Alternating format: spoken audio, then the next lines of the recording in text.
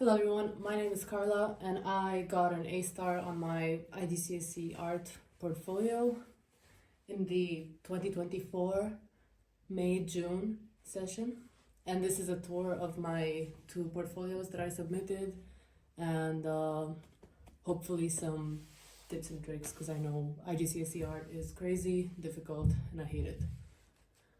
Alright, so this is my coursework portfolio. This is the 8-page one.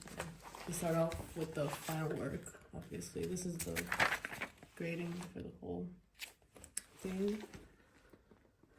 Yeah, I scored more on my other portfolio, though I know why, but that's not normal. Usually it's the other way around.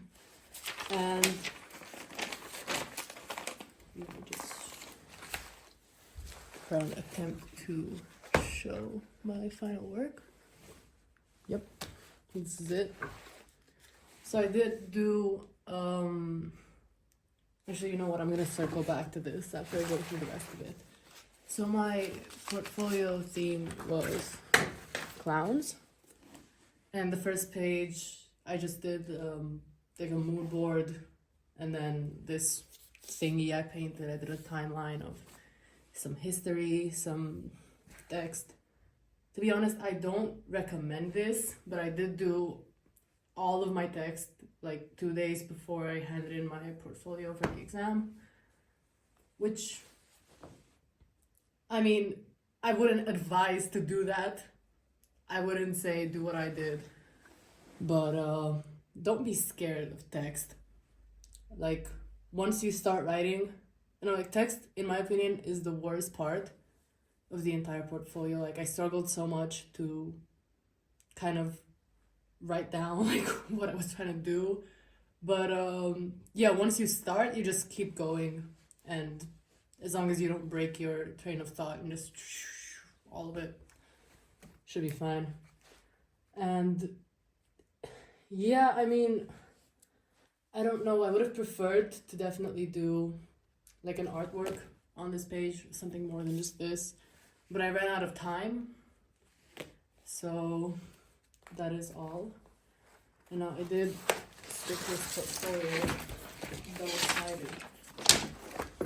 So here is the second page, so the first page of the actual portfolio, and I titled it Initial Idea. There we go. Yeah, perfect. Initial idea. So I had just a photo shoot with my friends. I made sure to get lots of like first-hand pictures because I know they really help with the recording, like the initial part, the research part of the portfolio. So yeah, I tried to get personal photos wherever I could. So we did a little photo shoot. I did everyone's makeup, and I was also doing a fashion course at the time, so I did make an outfit myself, and I provided evidence of that here. And I kind of just did like a painting straight on the page with like a bit of collage, a bit of funky details.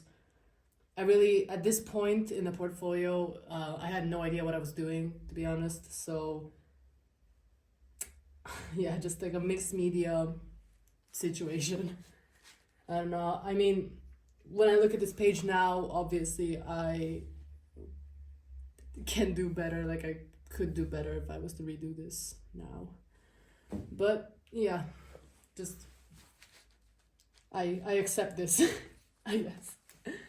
I don't know, I have not much to say. I mean, if I could like give some advice, I would say that it's really important to kind of get funky with it, like do something weird, something that will like stick out to the examiners. I think that they're like, that's something that they look for in portfolios, for them to kind of like stick out to you, like, oh, this one's more interesting, this one's like kind of like daring to go out of the lines or something like that.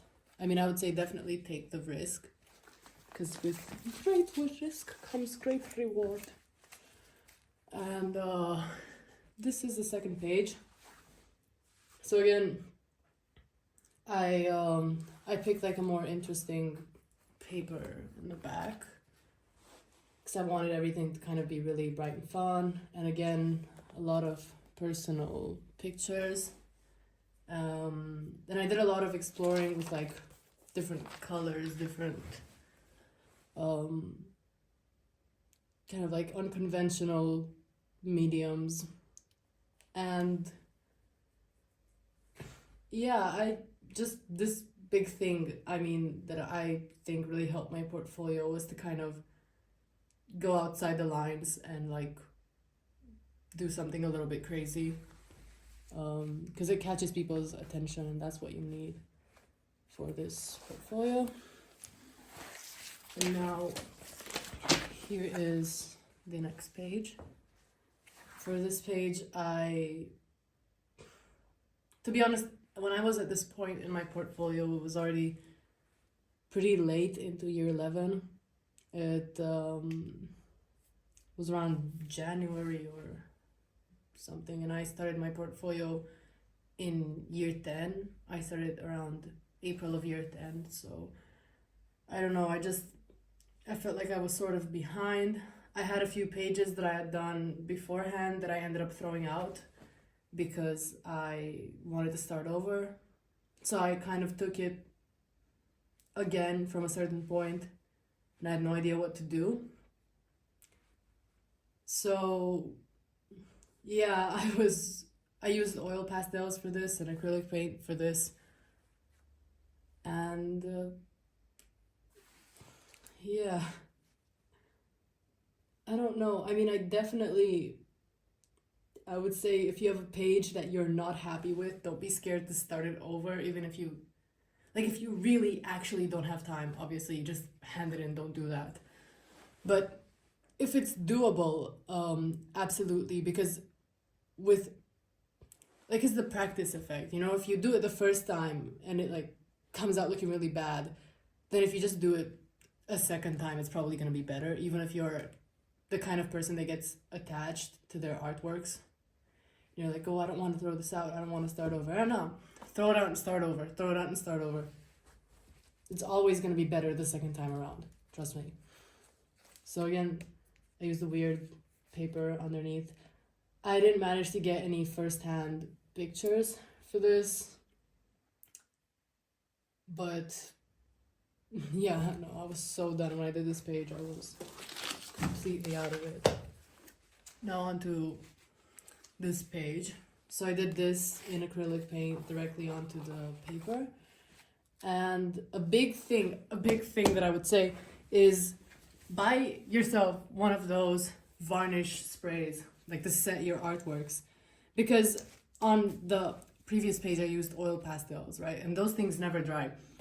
And then on this page I have these two like pencil sketches, and you can see that while it was being shipped, the oils kind of, I don't know, bled onto this page, and it wrecked my pencil drawings a little bit. I mean, it's not that noticeable, but it really made me really angry when I got my portfolio back and I saw that this page was dirty.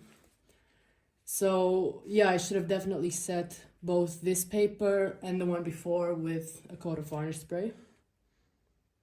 And also because over here, a little bit of the painting from the previous page also stuck to this artwork while it was shipping, and I kind of had to rip them apart when it came back, and yeah, it left a big hole here in my painting, and it just really upset me because, now I'm not sure how the examiner saw the works. I'm not sure,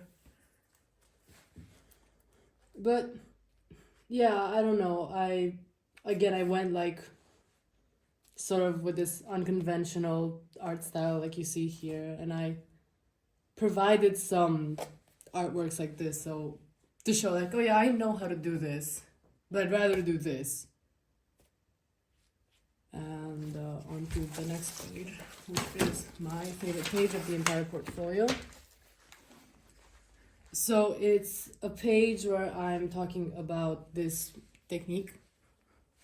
no, you can see this technique. And I've got an artist study of a sculptor right here, this one. And then I've got an artist study of this statue that I found when I was antique shopping, when I went to England. And I provided some pictures of the progress, as well as a picture of myself doing a makeup look inspired by this painting, and a personal photo of the statue. Yeah. And I also did this little clown in charcoal. I actually have a flippy thingy, though I don't know what they're officially called. We just call them flippy thingies. But I'm not sure if it's still in the exam regulations. Like, I'm not an art teacher, so I'm not sure about the 2025 or further rules for the exam. I'm not sure if they still allow those now, because I did hear that this was the last year where you could do this. So I would say if you want to do that, if you want to like do those flippy thingies to add more text, check with your teacher before doing it, because I'm not sure. So yeah, both in acrylic paint, and yeah, I just like that I took some inspiration from real life to do this page. And then I've got this. Now this is like barely legal to do. So again, I'm not recommending you do this. I've got these two big artworks, and I've got this huge thingy that flips. Again, so this is like, it's like half a page extra. I'm not sure how they let this slide, to be honest. But I didn't have enough space right here. I didn't take that into account when I did these two artworks, because these are both artworks that I did when I was in year 10. And I had no idea how big the papers were. So yeah, guys, measure out your paper before making artworks. Jesus. So, yep. And these are personal photos from my clown doll collection, because that's what inspired me to do a portfolio with clowns. Because I knew I had a lot of dolls that I could take pictures of, I could take inspiration from. And we're on to the prep for final. So, yeah, I did a final work. I started my final work in February of 2024. And I did it, and it was really bad. So my art teacher was like, cut it up. And I almost cried, but I cut it up. Because I did a few attempts, and I felt like my characters didn't really look cohesive. Like you can see here, I have some parts of it. And yeah, I did do a little lighting study before I did some sketches. I did a photo shoot with my friends. Again, this page is cut really awkwardly, because measure out your papers. Measure out your papers. Don't do what I did. A picture cut out completely here, and here some text had to be cut off on the day of the exam because it was just too big. Didn't fit in the shipping thingy. So that was a disaster, but at least it was not that tragic.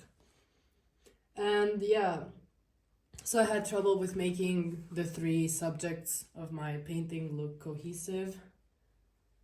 And also, yeah, I tried doing it in black and white, which I don't recommend, to be honest. I would say if you have the opportunity to play around with colors, with like this unconventional coloring, it's a good thing to do. Especially because the final work is the first impression of your portfolio. So you have to make it stick, you have to make it count. So yeah, after a heartbreaking conversation and 3 weeks spent on a failed final trying to fix it, I cut it up and I did it again, and I got the inspiration to change out the colors to make the skull have some light coming out of it. And this was so that I could tie the 3 subjects of the painting together. Like, you really have to make sure that they look like they exist in the same space, especially when they're all different colors. So that's why I've got this lady right here, kind of reflecting onto this lady right here. And again, I've got some hints of purple right here. And of course, the lighting coming onto their faces. And I did this in acrylic paints. And I used some complementary colors to do the main lighting. So I don't know how visible it is on video, but I've got some yellow lighting here, and I've got some orange here and more yellow here. And yeah, I wanted to make the colors really pop. And I feel like I am still quite proud of this artwork. Yeah.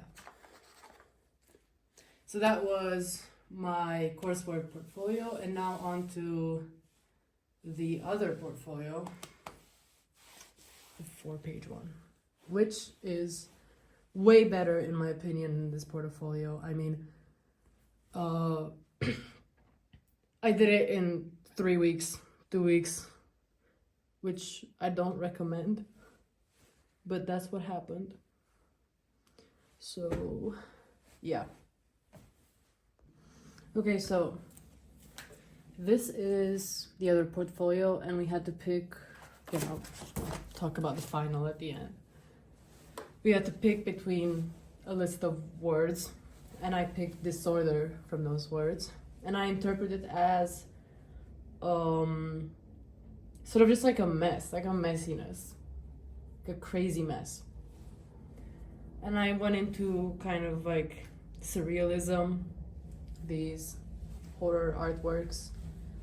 And yeah, so I just spoke there about how I interpreted the theme, and I should have set my oil pastels. And oh my god, I know oil pastels are kind of scary and people stay away from them, but they are so fast to work with. Like, I had that done in about 15 minutes just because they blend so nicely, and I would seriously recommend just getting a set of oil pastels and kind of, I don't know, watching a few videos, learning how to use them. Maybe I'll make a video trying to teach oil pastel technique. I don't know. But yeah, they're really fast. They're really good to use, especially if you're in a rush like I was with this portfolio. Because we have over here these 2 artworks with acrylic, and yeah, I feel like they took forever, and yeah, that's why I did what I did with my final work, and I'll explain in a second. So again, we have a mood board, we have some personal pictures. I did this artwork directly onto the paper, and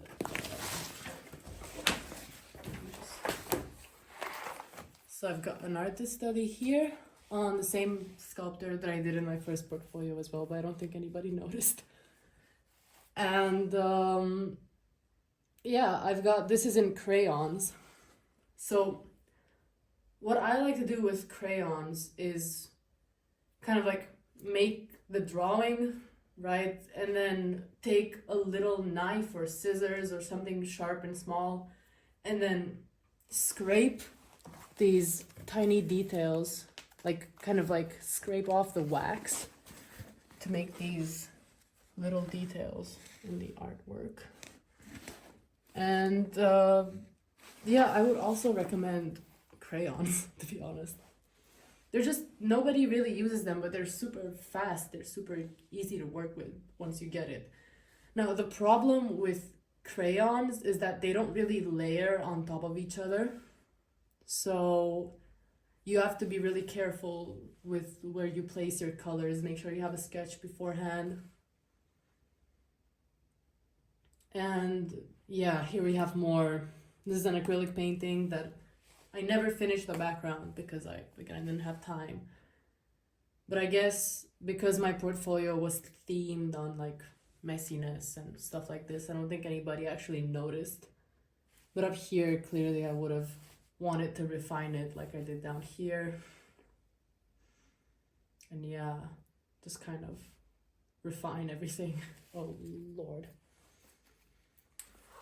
And then I did study on an artist that I really enjoy, Avery Palmer.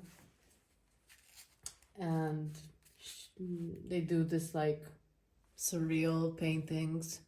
They're less saturated than what I did, but this is this is a limitation that you have with oil pastels, is that like you get colors in the set and then it's really hard to make new colors, so you use those and they're usually pretty saturated. So yeah, this is the original, this is what I did, definitely way more saturated. And they layer, if you press hard enough, a piece of the pastel will like chip off onto the painting. Like here it's like 3D because I kind of like pressed with the oil, like yeah, with the oil pastel, so it like left a piece of it on the artwork. And that's good because you can create this like chunky texture, like you can see also here and here and here. Yeah, like a chunky texture, and you can layer them. But if you don't press, then they're also a little bit difficult to layer. Like I would say definitely like eat into them and press them, because yeah, the result is pretty cool. And also don't blend with your fingers. Just blend with another pastel. Like, for the love of God, don't blend with your fingers. And yeah, just these two. And to be honest, I don't know where the fish came from. No clue. Like, I guess I don't know. Don't ask me that. And this is my prep for final right here. And it's again a picture of myself that I edited, so my teeth are in my eyes and my mouth. And I knew that I wanted to do something more than that because I tried it out. This is just, again, oil pastel, like a really rough kind of sketch of what I wanted. And yeah, so then I was like, what can I possibly do? And then I realized how many fish I had in my portfolio. So I did a sketch and I was like, okay, I could have like a line of fish, then another line of dead fish, kind of like this. I don't know if you can really see the sketch right here. And yeah, so printed out. I didn't know I had all this space, so I filled it with a bunch of teeth. These are my teeth, a bunch of fish. And I made sure to do a test because I wanted to do acrylic painting covered by oil pastel. So I pulled out an old little acrylic sketch of a face that I did back in year 10, and I put oil pastels over it to see how it would stick. And I liked the texture, so then I proceeded with my final work, which is here. Let me try and see how I can. Yeah, it's fine. Probably. Yep. And yeah, I started. So we have 2 days for the exam, and it's what, 5 hours each or something like that. And yeah, I started with just kind of like an acrylic paint base of the face and where I wanted the nose and the mouth and the eyes and the hair. And I let that dry, and it dried very quickly because it's acrylic. And then I did the features just a little bit more with acrylic. Like only, you know, the very basic kind of outline of what I wanted. Very vague. Then I did the fish. I did like, yeah, acrylic. Bam, bam, bam, bam, bam, bam. But I didn't like them with acrylic. So I just went on with a black marker and I lined them all so it made sense. Let that dry. I came back on the second day and I started on the oil pastels, so the face. And yeah, so I don't know. I again really recommend kind of going a little bit crazy with the colors. Like, let me see if I can give you a close-up on this. I use a lot of pinks and yellows and some blues to kind of give it some color depth, give it some spice. And yeah, just a lot of dots, a lot of the same kind of like press and scrape a little bit off of it technique. And I went over it with varnish about 20 times to make sure that nothing comes off in transit. I was really proud of this piece. I still am really proud of this piece. And yeah, it did not take me that amount of hours that I had for the exam. I left about 2 hours early on the first day, and the second that like key time was reached on the second day, I was already done. I was just eating snacks at my table and then I left. Because oil pastels are super quick, really easy to do. And I had experience with them, clearly. So yeah, this whole portfolio was basically just me learning how to use oil pastels, to be honest. And oil pastel layered with acrylic is definitely a good method. I definitely recommend this method. It's fast and it looks really nice. It creates a nice texture. And these are the marks that I received on this portfolio. This is what took me to an A star. So yeah, 82 out of 100. And most likely, I think it's because of the weirdness of my final work. That's like the number one thing, is to just like make something that sticks out from everything else in one way or another. You know? Try to, take those risks. Because they like it. They like it. They'll eat it up. And yeah, this was my A-star IGCSE work.